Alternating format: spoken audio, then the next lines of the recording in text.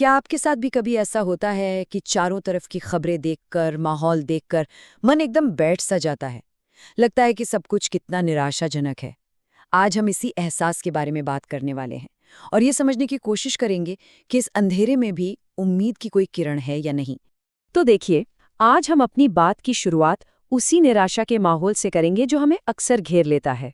फिर हम कुछ ऐसी कहानियों को देखेंगे जो बताती हैं कि ईमानदारी और इंसानियत आज भी जिंदा है। इसके बाद हम ये भी समझेंगे कि हमारे जो अंदर के मूल्य हैं वो कानूनों से भी ऊपर क्यों हैं। और आखिर में हम ये जानने की कोशिश करेंगे कि आशा की वो किरण हमें कहाँ मिल सकती है। तो सबसे पहले बात करते हैं उस माहौल की जो हमारे चारों ओर है। एक ऐसा माहौल जहां हर तरफ से नेगेटिव खबरें आती हैं और हमें लगने लगता है कि दुनिया में शायद कुछ भी अच्छा नहीं बचा। ये जो लाइन है ना, मेरा मन कभी कभी बैठ जाता है, ये एक ऐसा एहसास है जिसे हम सब ने कभी न कभी महसूस किया है, जब दिल भारी हो जाता है और हिम्मत जवाब देने लगती है। बिल्कुल वही वाला एहसास। अच्छा, पर ये निराशा आती कहाँ से है? जरा सोचिए। हम सुबह अखबार खोलते हैं और क्या देखते हैं? चोरी, डकैती, भ्रष्टाचार, हर तरफ बस यही सब। ऐसी खबरें पढ़ पढ़कर ऐसा लगने लगता है मानो देश में कोई ईमानदार इंसान बचा ही नहीं है। हर किसी को शक की नज़र से देखने लगते हैं हम।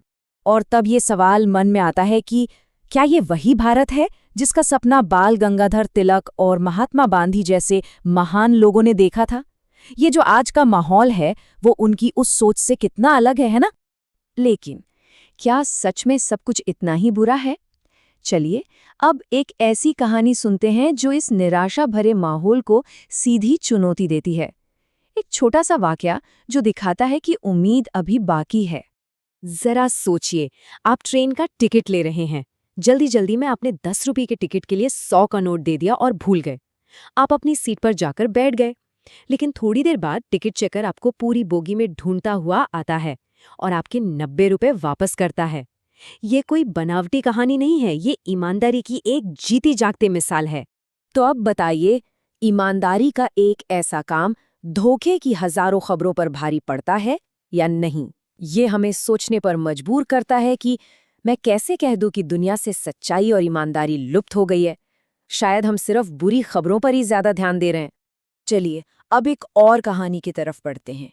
एक ऐसी रात की कहानी जहां डर और शक ने सबको घेर लिया था, लेकिन अंत में जो हुआ उसने इंसानियत पर यकीन को और भी मजबूत कर दिया। सोचिए, रात के करीब 10 बजे हैं। एक सुनसान जगह पर बस खराब हो जाती है। कंडक्टर एक साइकिल लेकर कहीं चला जाता है। अब यात्रियों के मन में डर बैठ जाता है। हर गुजरता मिनट उनके शक और घबराहट को और बढ़ा रहा था। बस में बैठे लोग आपस में बातें करने लगते हैं। हमें धोखा दिया जा रहा है, कंडक्टर डाकुओं को बुलाने गया है। और वहीं बेचारा ड्राइवर डरा हुआ था कि कहीं ये गुस्से में लोग उसे ही ना मार डालें। एक तरफ गहरा शक था तो दूसरी तरफ बेबसी। और फिर जब डर और शक अपनी चरम सीमा पर था, तब उम्मीद की वो किरण लौटी। वो कंडक्टर वापस आया, लेकिन अकेला नहीं। वो एक नई बस लेकर आया था, और सिर्फ बस ही नहीं, साथ में रोते हुए बच्चों के लिए पानी और दूध भी लाया था। ये धोखा नहीं, ये गहरी इंसानियत थी। लगभग 12 बजे तक सभी यात्री सुरक्षित बस अड्डे पहुंच गए। वो सिर्फ अपनी मंजिल तक नहीं पहुंचे, बल्कि इंसानियत में उनका खोया हुआ विश्वास भी वापस आ गया था। और सबने मिलकर उस ड्राइवर से माफी भी मांगी। तो इन दोनों कहानियों से हमें असल में क्या सीखने को मिलता है? ये सिर्फ दो घटनाएं नहीं है, ये हमें इंसान के स्वभाव के बारे में, हमारे समाज के बारे में एक बहुत गहरी सच्चाई बताती है। देखिए, यहाँ एक बहुत गहरी बात छिपी है। लोग देश के कानून को तो धोखा दे सकते हैं, उसमें कमियां निकाल सकते हैं, उससे बच सकते हैं, लेकिन एक कानून हमारे अंदर भी होता है। हमारी मूल्य, हमारी इंसानियत, जिसे हम धर्म कहते हैं, उसे कोई धोखा नहीं दे सकता।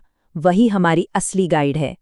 सेवा, ईमानदारी, सच्चाई, आध्यात्मिकता, दूसरों के लिए प्यार, महिलाओं का सम्मान, ये सब मूल्य भले ही कभी-कभी दबे हुए से लगें, लेकिन ये खत्म नहीं हुए हैं।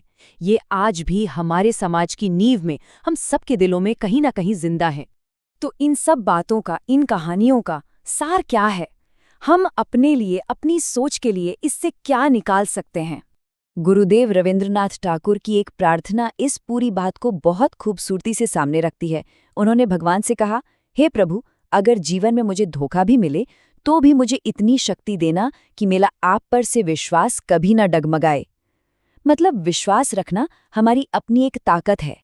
तो मतलब साफ है, एक महान भारत का जो सपना देखा गया था वो आज भी जिंदा है और जिंदा रहेगा।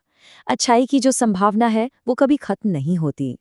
तो अंत में बस यही एक सवाल हम सबको खुद से पूछना है कि जब हमारे आसपास इतनी अच्छाई मौजूद है, जब इंसानियत जिंदा है, तो मेरे मन निराश होने की जरूरत है क्या?